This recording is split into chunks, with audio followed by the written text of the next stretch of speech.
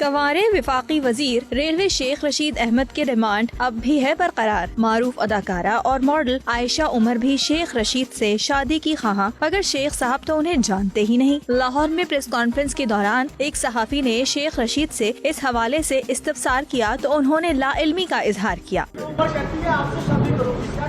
कौन मुझसे शादी करेगा? आयशा उमर कौन है? कौन मुझसे शादी करेगा? आयशा उमर कौन है?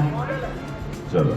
आयशा उमर से एक टीवी शो के दौरान पूछा गया, अगर दुनिया में सिर्फ कायम अलीशा, राना सनाउल्लाह और शेख रशीद ही बाकी बचे तो आप इनमें से किसको अपना जीवन साथी बनाना पसंद करेंगी? तो आयशा उमर ने शेख रशीद का नाम लिया था। सबसे अच्छी पर्सनालिटी किसकी है? सबसे पहले मैंने शेख रशीद को पिक किया था।